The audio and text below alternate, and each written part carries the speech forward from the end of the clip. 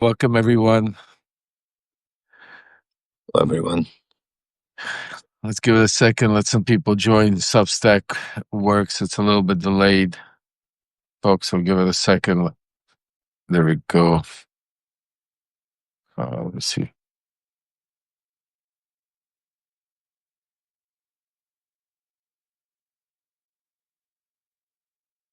Bear with me, folks, a second.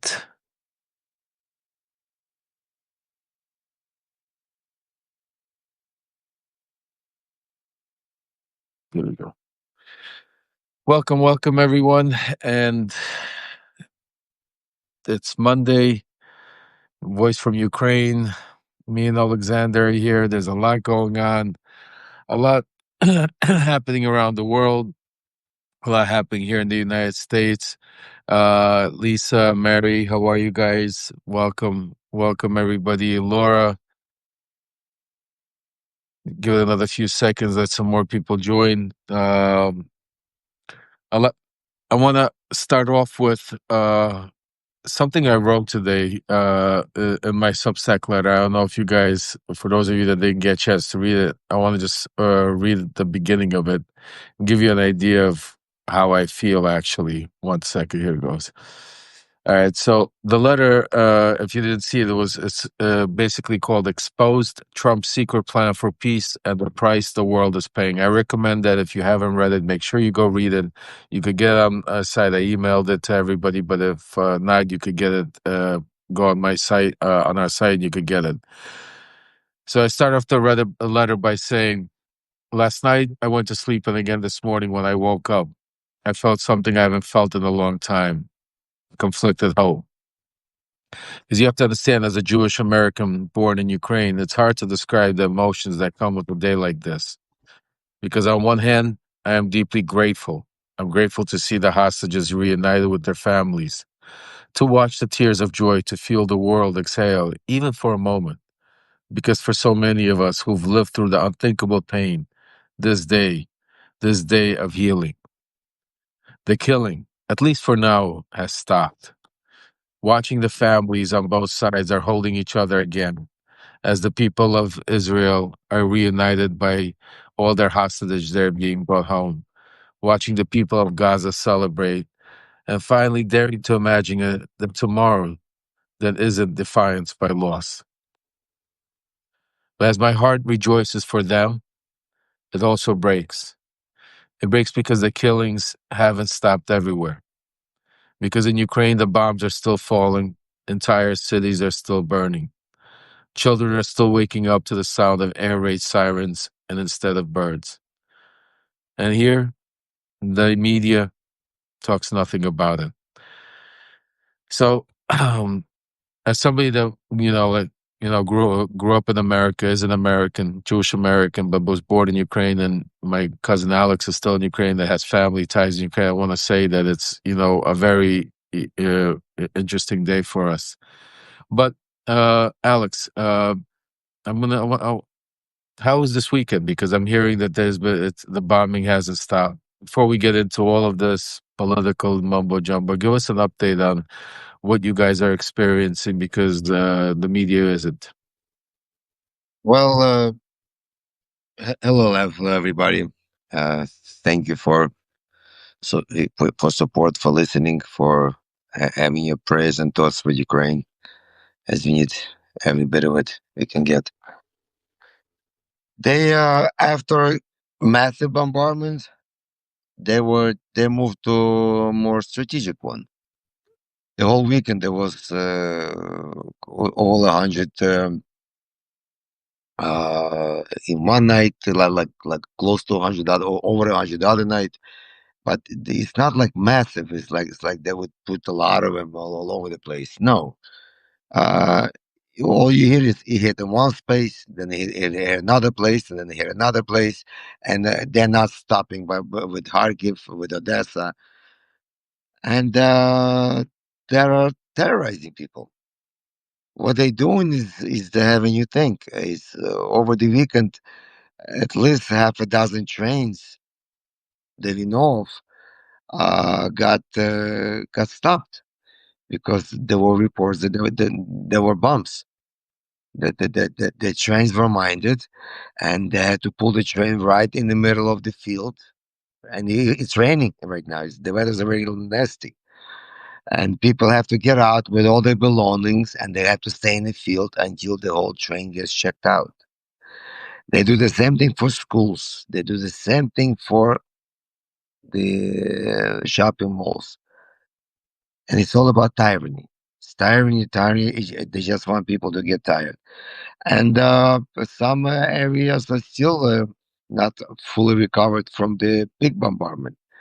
But every day they're moving the planes as if they're going to attack, and everybody's not calm because when they move five, six bombers from one area to another one, where they usually get loaded up, so people expecting the attack. So everybody's plans change, everybody's mood changes. In the morning, there are sirens. Sometimes kids don't make it to the first grade. To the first when the school starts, they come to second, third. Sometimes they don't even go because no, if they're gonna go to school, they gotta go to the basement and stay in the basement. And imagine a couple of hundred kids in one basement, and it's not like it's state of the art place, ventilation, everything is just built. This is like old schools. So and it's everywhere like this, and but people know the life goes on. Everybody understands when you stop, it's game over. So everybody do what they can, and as like I said before, when you wake up, it's already a blessing. And then if you went through a day and you're going to sleep, that means you did something positive throughout the day. You can't just waste a day. Not now.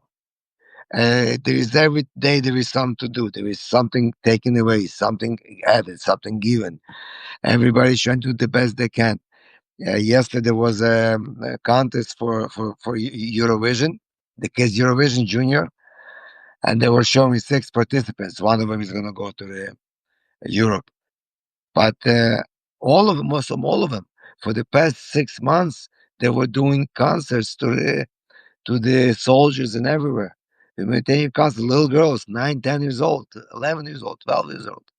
So if these youngsters, they're in sixth, fifth grade, doing concert nonstop without money, just for the army to help to raise money. Can you imagine what the parents do? So it's like the whole country is like on a reboot. Like everybody's doing something. Everybody, if something got taken away, we find a different way to get around. So it's always upgrading, upgrading, and that's what Ukraine's going through. It's a tough one. This is something I don't wish on anybody, but you know something. It's like they're saying, yeah, it's a tough war, but we holding strong. I mean, there are wars that are a lot worse than ours. So we gotta count our blessing and thank God that I wake up in the morning and see my family and call the loved ones, and I know that everybody's okay. But for everybody I know is okay, but for some people it's not okay. For some people, they woke up in the morning and you go on social networks and you see a candle. You see candles coming up, and people are dying for no reason. People are not fighting the wars. And Kharkiv is they pressing it and pressing it and pressing it. Today I got a call from somebody who got wounded in Kharkiv and they needed a big bandage. So I call up my our group in Kharkiv. I said, "Do you have any bandages?" Because the Valerie, the guy that was with us the last time, is medic. He says, "I can't even get out." He says, "I gotta go try to look, but I gotta see if it's all still in place." That's how bad it was. And they're hitting Zoom, and they just the closest places to the front line. It's like wha- if they cannot hit nothing strategically because they're losing everywhere. They're losing everywhere, and so they are doing. It's like what if you get lucky? What if they can get punched through? And they're punching, and then let's neglect become our ally. So they're hoping for some one neglects to become their allies. So if somebody makes a mistake, somebody can hit and they can cause some serious damage. So it's all just part of the game not to stop. Because if they stop, they dead. If we stop, we done. So basically we are fighting to stay alive. They are fighting to keep on going. And that's what's going on in Ukraine right now. And even though as you see lately, nobody's talking. Europe not saying anything. Nobody's talking about no meetings. Nobody's about talking about building something together. But Nobody. nobody. About a month ago, that's all there was. Deals, deals, deals, deals. Now everybody's doing what they gotta do. Europe knows what they gotta do. Ukraine's gotta that's what they gotta do, and it's obvious. Uh, we as the plus and minus. You cannot get energy without having a plus and a minus. So Europe and Ukraine is like two pieces of one because we need Europe. Europe needs us, and I believe that this isn't works. But yet again, that there was a submarine that they came up not too far from Germany, Russian submarine that they broke down. What was it A doing? nuclear submarine. Yeah, what was it doing there to begin with? If he broke down there. So otherwise, if he wasn't surprised, he was silent.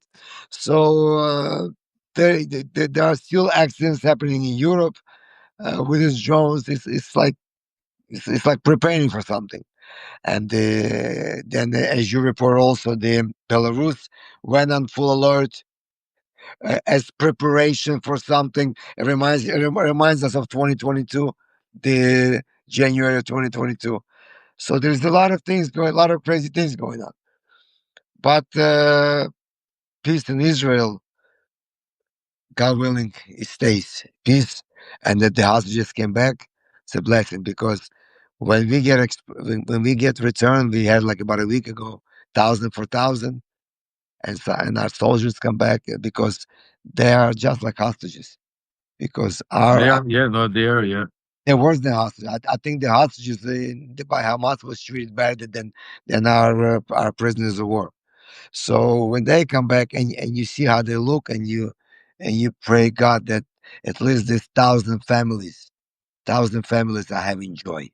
They release the energy of joy because these people never give up hope. They survived. And so what happened in Israel, it brings a lot of hope. But nevertheless, there are people that really need our help, especially down east.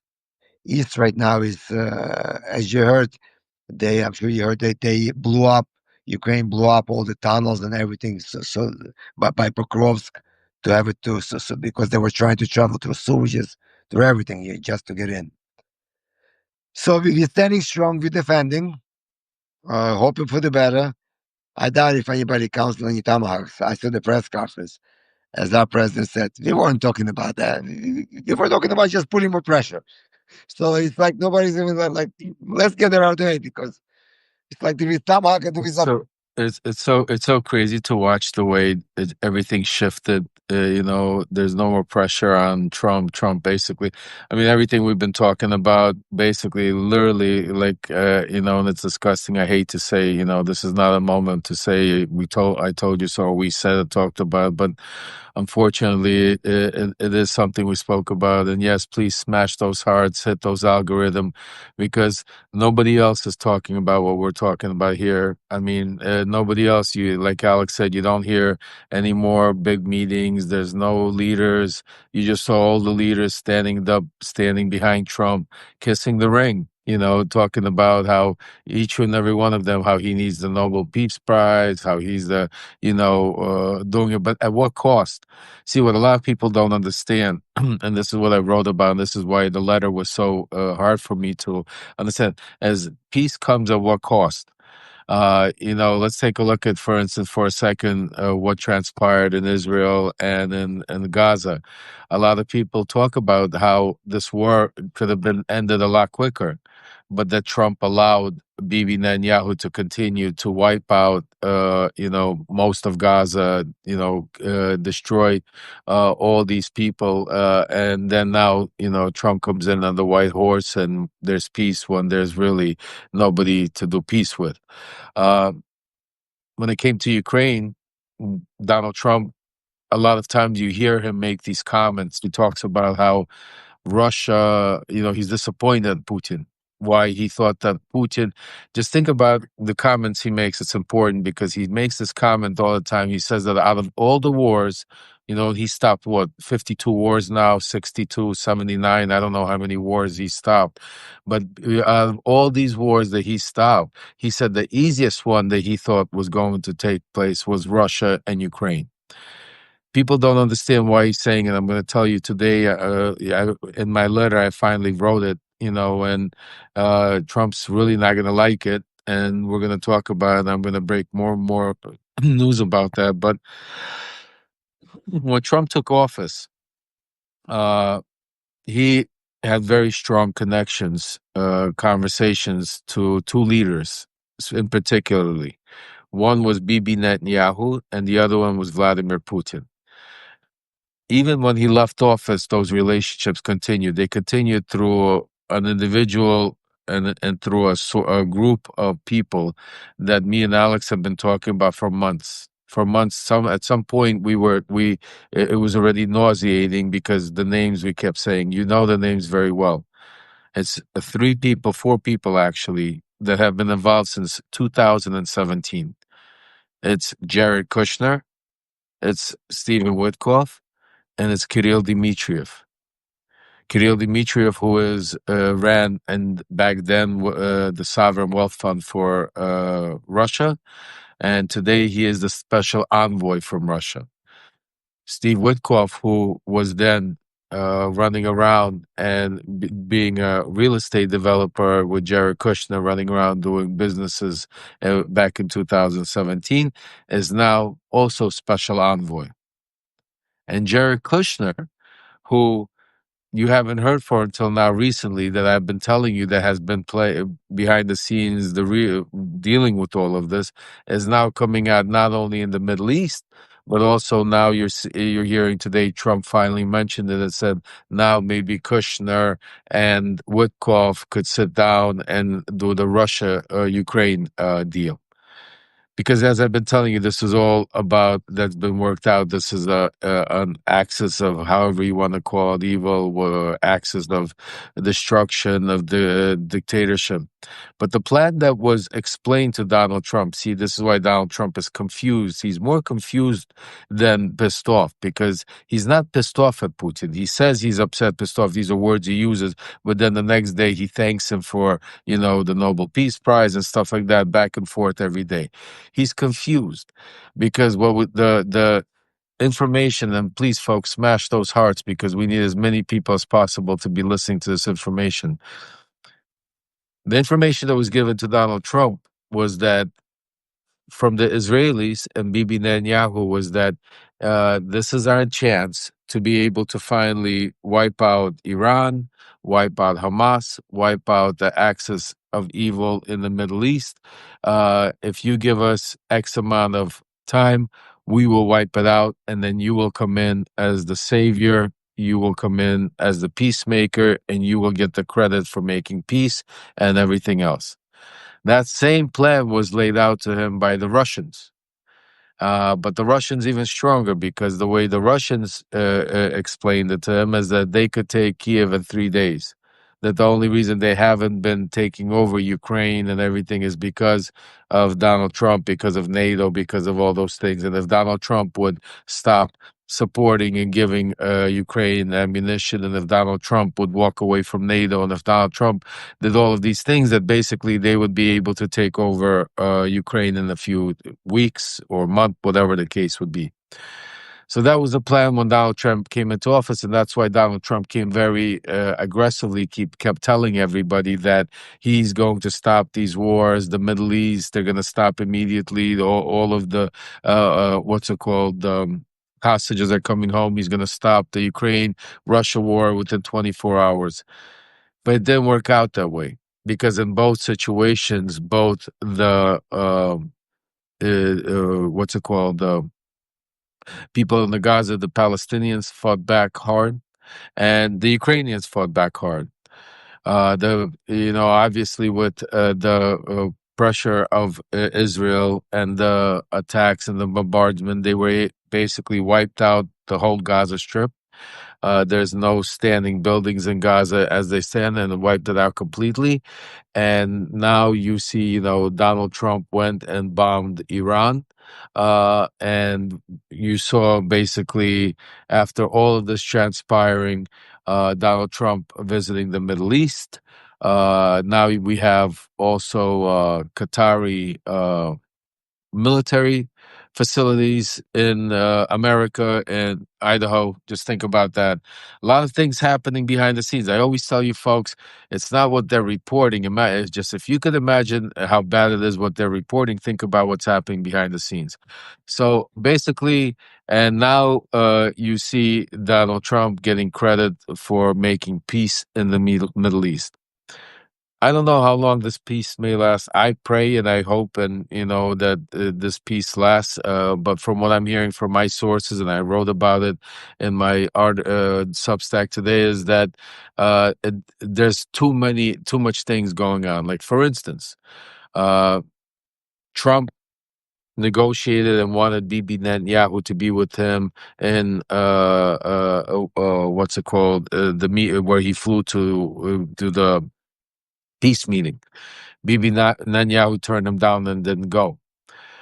Trump, reason for it is Bibi Netanyahu also has not come out and officially said that the war is over. Bibi Netanyahu also, has said that there's a lot of points to Trump's 21-point plan that still needs to be, that they have to be discussed. So, but the one thing Donald Trump did do today is he used the platform. Just think about, folks, while he was staying there talking about peace, while we're talking about hostages, while we're talking about over 60,000 Palestinians' lives have died, while we're talking about the atrocities that happened on October 7th, Donald Trump stood there and took the chance of using as a political moment to show his pressure and told the president of Israel that he needs to pardon Bibi Netanyahu because Bibi Netanyahu is a great prime minister, and he's such a great person, and that he needs to pardon him. Think about that.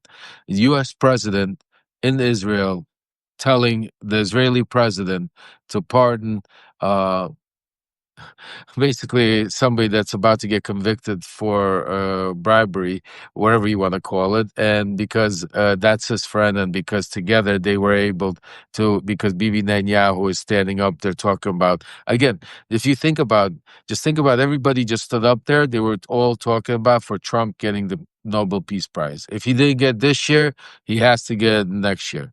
I mean, it's even like so disgusting to watch excuse me, ass kissing. It's it's hard to watch to see that play out.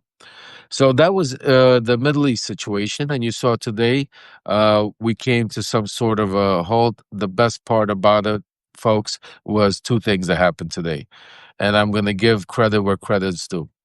Even if it took longer than it did, even if there's interior motives behind it, even if this doesn't last and something happens. But for today, for at least today, we got every single living hostage back. Uh, we're getting every, whatever bodies we're able to get back of the deceased. So that chapter is over. No more hostages, no more deceased. The other part is today there are no more bombardment in Gaza.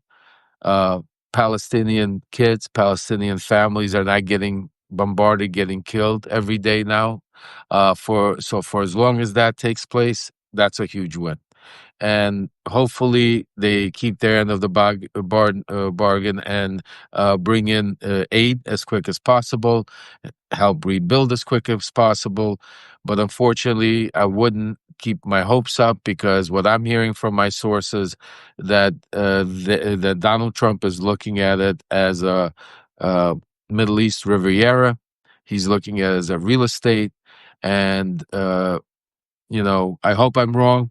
I pray I'm wrong, but we'll see what happens. But I look at the next steps we're going to see there is something other than uh, giving it back to the Palestinian people and rebuilding. That So I don't think it'll ever happen uh, because they don't clear up the land to fill it up again with the same thing that was there before. There no, was a strategic reason for that. And I of tell course. you, if he stays in power till next year, same time, I think I think they might just give him this Bell Prize so he leaves them alone because I now think I think he's gonna scare the Norwegians. He's already today. He's like, "Where's Norway?" So yeah, no, I definitely agree. Hey, Kat, welcome. I'm glad you've joined us.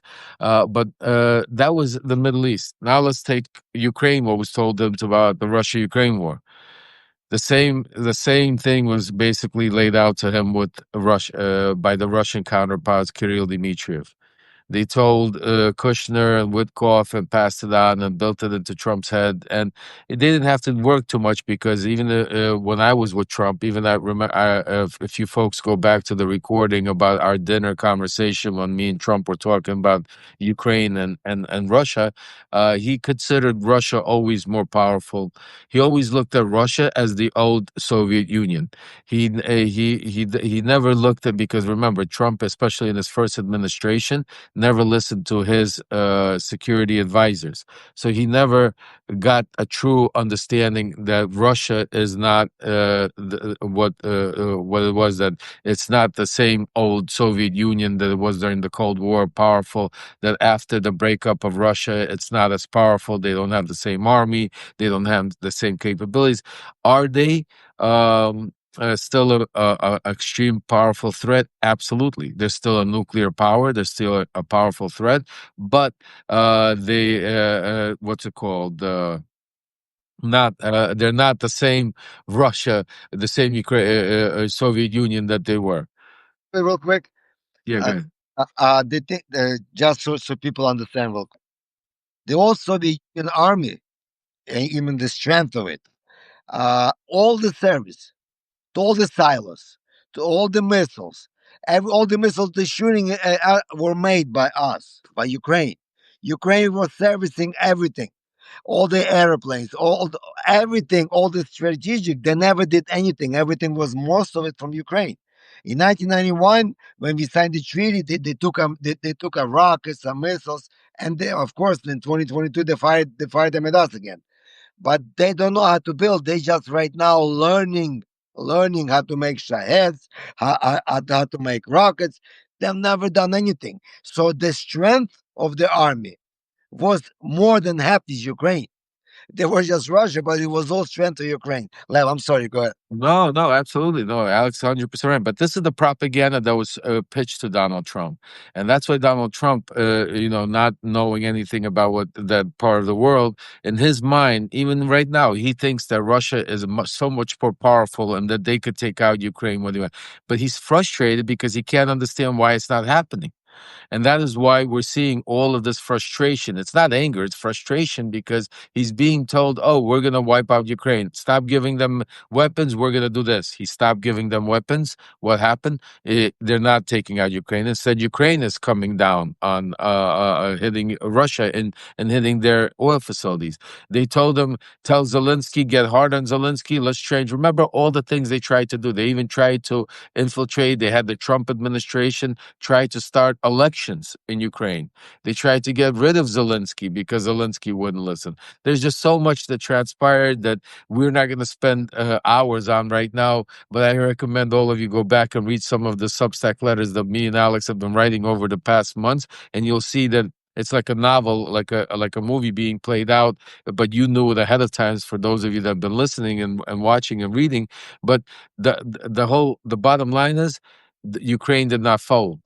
they were not able to. Russia's not able to take over Ukraine. They're still promising. This is still part of the game plan, which we'll get to, and that is why even today you heard comments from Trump saying that I think that we're getting to a point because what's happening now between Russia and the Trump administration, so there's certain things happening here behind the scenes right now. First of all, you're going to have Kushner come out more, take a more active role with Witkoff and Kushner in the Russia-Ukraine conversations. You also have right now a push from Congress people like Paula Luna and others that are opening up line of communications with Russian diplomats, and one being Kirill Dmitriev. The conversation is trade. Trade is what we spoke about after the Alaska meeting. That's what it was set up for.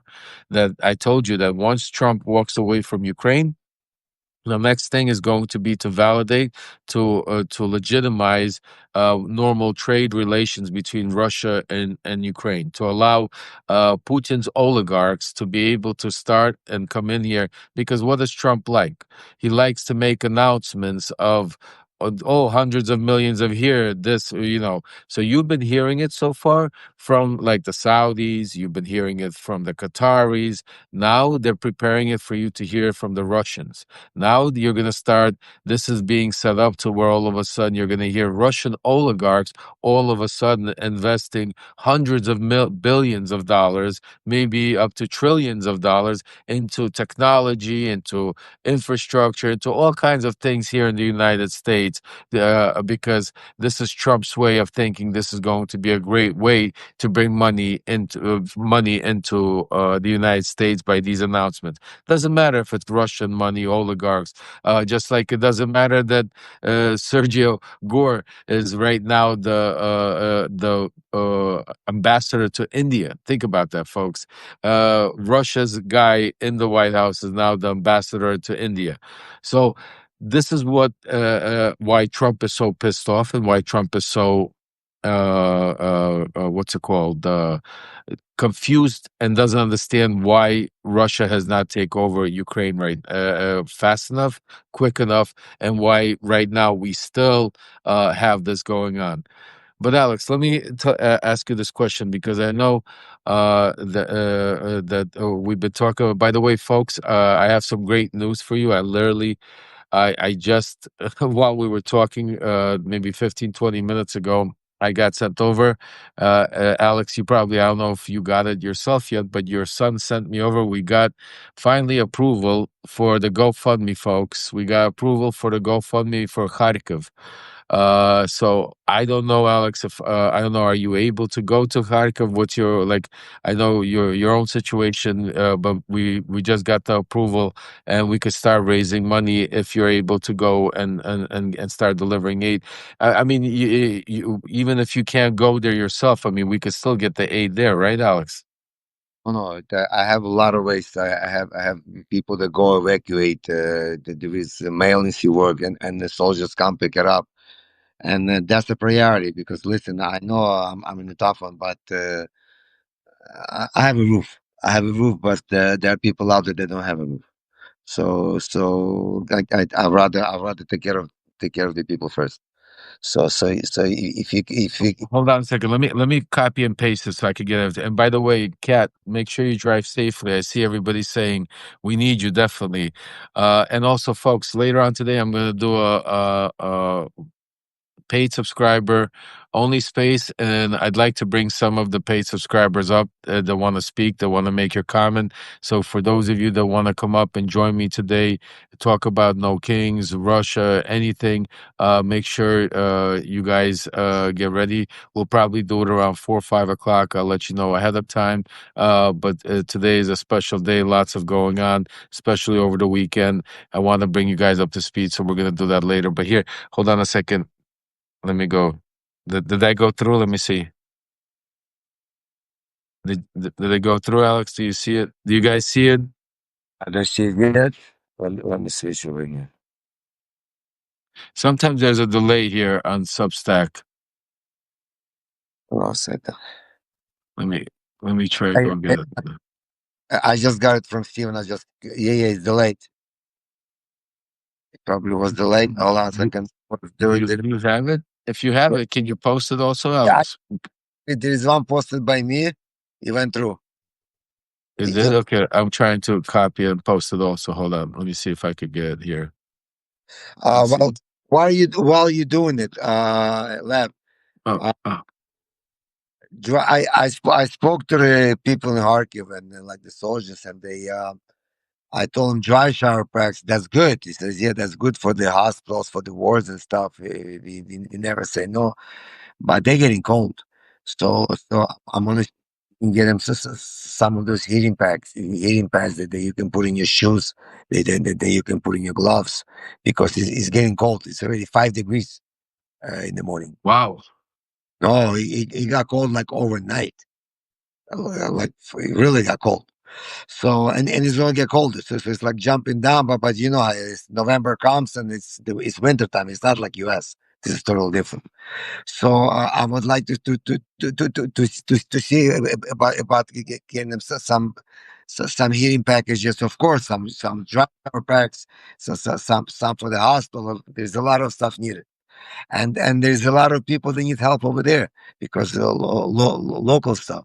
So I'm gonna go out there probably for at least a day or two, and send some stuff out. I have people going out. I don't know if you're gonna be able to make it, but they're going out. They're going out towards Pokrovsk in I think 7 to 10 days. So Pokrovsk, this is like real zero. I mean zero. I'm talking about fighting. This is like all the way up on. So when they bring stuff there, they would be great because the more over there that they'll use our dry shell packs, they use everything. So there is a lot of need. There's a lot of need for bandages for this. So once this get going, I'm gonna start getting some companies to send it to Kharkiv so I can just either dispense it or go down there and do it myself. Probably both. That's the plan. Well, Alex, well, first of all, just God bless you. Thank you for all you do. And I want to tell each and every one of you, God bless each and every one of you for all your support, for all your help. I know it's been a while. I don't know, because of technical issues for over a month and a half, we weren't able to get a GoFundMe up because of the things that was happening in Ukraine. They were constantly saying that they weren't sending money over to a third country, but finally, we had the legal team to deal with them. We finally got approved. So God bless each and every one of you. Please go out there, spread the excuse me, spread this GoFundMe far and wide. The people of Ukraine need all the help you can until we get a peace deal there, until we stop the fighting there, until we stop this Russian aggression. It's going to be cold there. It's the winter's coming. It's already 5 degrees Celsius. Well, It's go ahead. great. I'm saying it's already, but it's not really the bombardments. Is the power. They constantly losing power. They constantly losing power. There is no water. So I'm sorry. I could be repeating myself. It's just that I get so many phone calls and I get so much asked for help that's sometimes even though you try to keep it only with the head, that don't let it go below your your chest. It doesn't go to your heart, but it's impossible because I have people that send me pictures. They send me picture of the kids. They don't know where to go, stuff like this. So I guess sometimes maybe a bit too emotional, but nevertheless, the help is needed, and I really appreciate everybody that's taking. I'm sorry, Alex, to interrupt you, but Julie, you're 100% right. I think that's why we had an issue is because part of in our GoFundMe, when we were sending it up, we were sending to deliver to the military, to the frontline help, and they tried to GoFundMe. You can't deliver military aid. I mean, military ammunition, and we had to prove that we were not sending ammunition. We were sending heating packs. We were sending what's it called? So you're 100% right because of that technicality. But today, it's Alex. I see is very excited, and we're very excited because a lot of people have been calling since we started these missions, and since Alex has ever going. People have been calling and asking for help, and a lot of you have been reaching out to me and reaching out saying, where's the GoFundMe? Why can't we send it? And we were, really depressed for a while because we didn't understand what was going on, to be able to, start helping. So, to our whole community out there, you guys know what to do.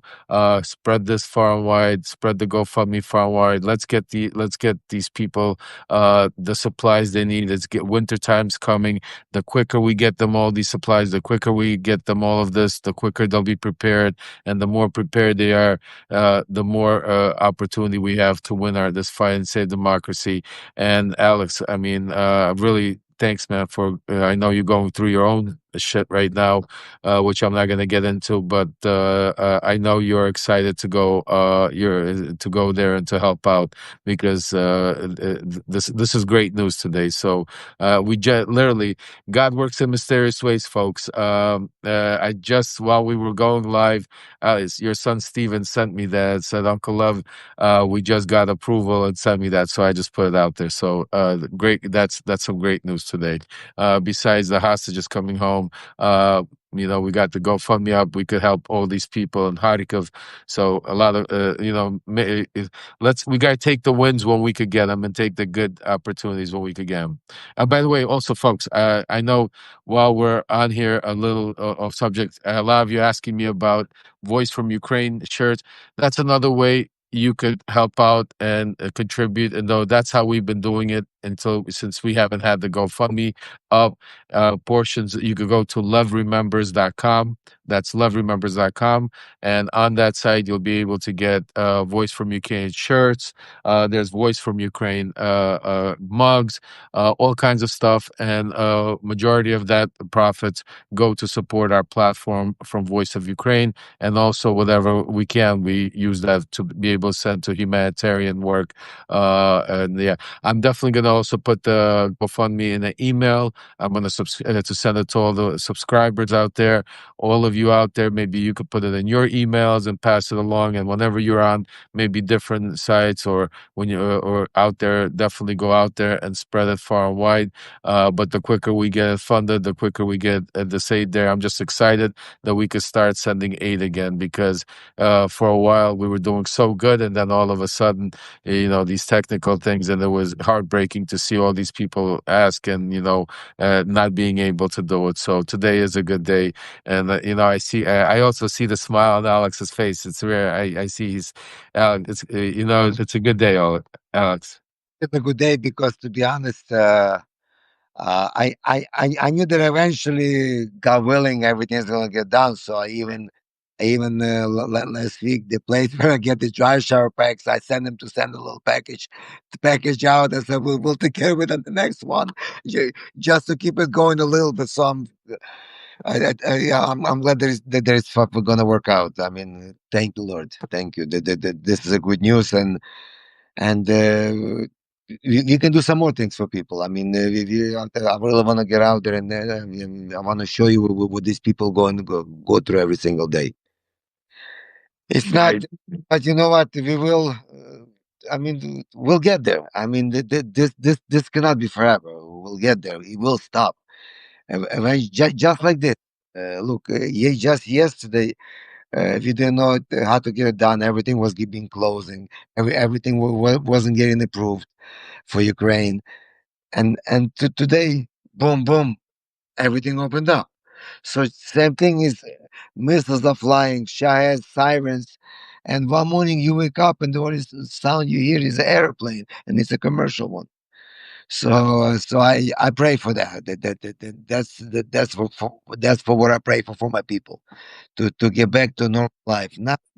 I'm not even going to prosperity and everything else, just to be able to wake up and look at the sunshine and be happy. And don't look at the phone every 5 minutes if there is a siren. Don't go to the concert. Oh, look at this. As I'm talking, there is an air alert in Kiev. Proceed to shelter. As I'm talking. So you see, and it could be just airplane took off someplace closer to the border, and because there is it could launch something. There is an alert, but for us there is an alert. We still have time to go to the basement, or to run to the shelters. But for people in Kharkiv, Sumy, there is no alert. When the siren goes on, the missile already came. If you hear the siren, it's already late. It's so close. And that's why, I think that's a great, incredible analogy you just gave, and I think it's everybody needs to understand, and that's the whole situation. A lot of people they watch and they see how what's it called? They get videos from Kiev, from Lvov, from places where the like Alex said, like yes, they get sirens, they get, yes, they get hit alert, they get hit with shahids, with missiles, but air defense systems protect a lot of it. Yeah, Patriots, at least. Right. Right. And they have a chance to find. But if but the places like Alex is talking about, places like where he's going to, Kharkov, the Sunni area, these places, that is considered the front line. They don't have the same air alert systems. They don't have the same what's it called time, the time, exactly, like when their alert goes off, the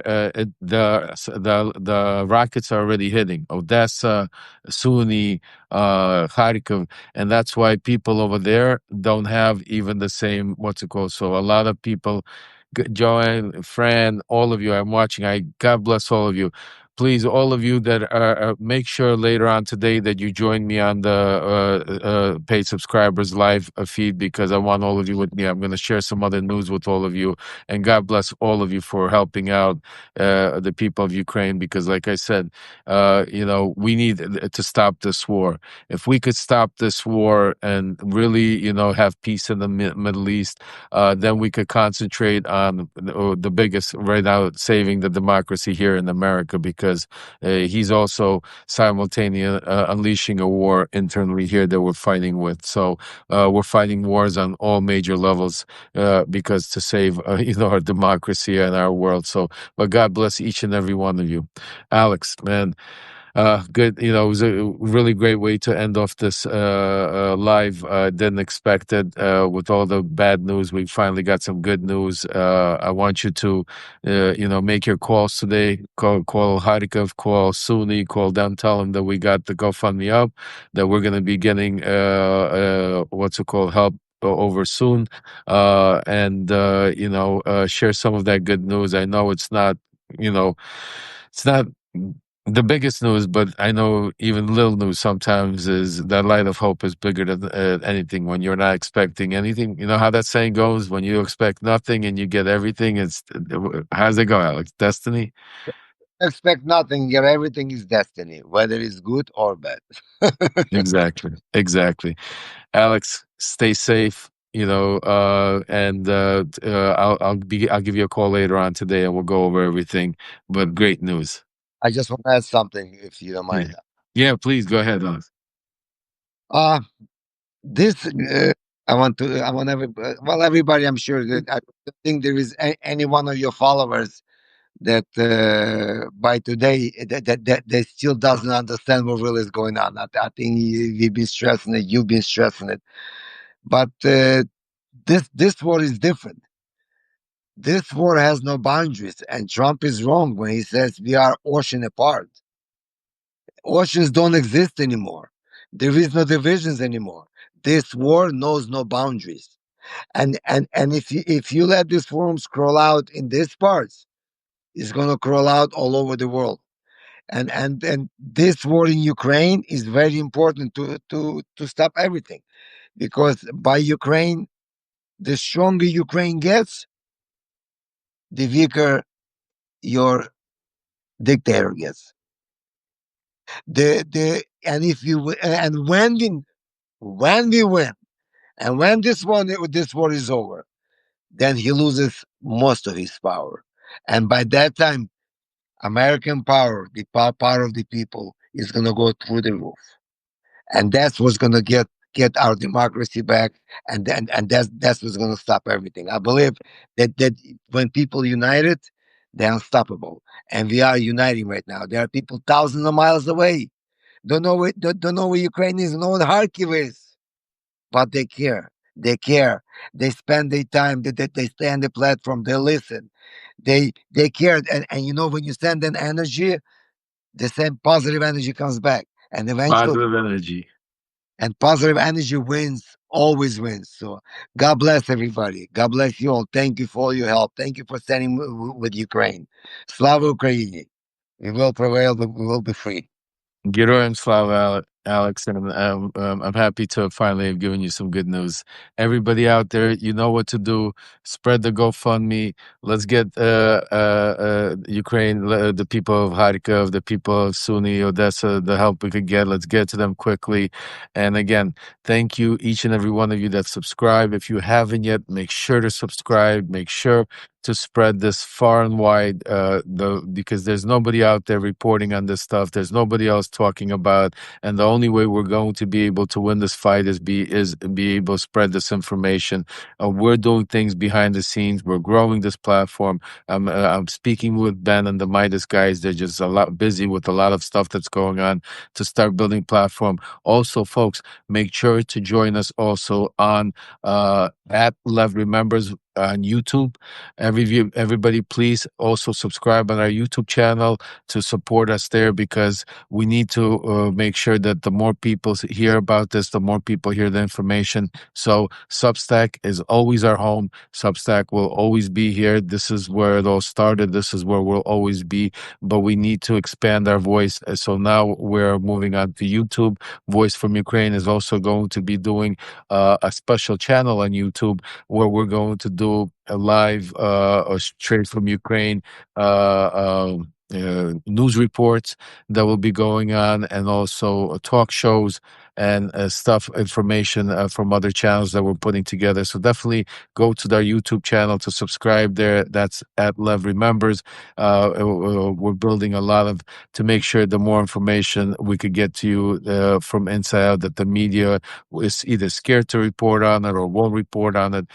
Make sure to listen. But we're here with you, and guys, God bless each and every one of you, and stay tuned. I'll see you later around 4 or 5 o'clock. I'll send out the alert. Oh, it's already 3:30, so maybe even a little bit, maybe 5, 6, when you guys get home from work, so we could do our paid subscriber space and go over a lot of things that's happening right now. I can bring you guys up to speed. God bless each and every one of you. God bless America, and Slava Ukraini, Alex. Stay safe, my brother.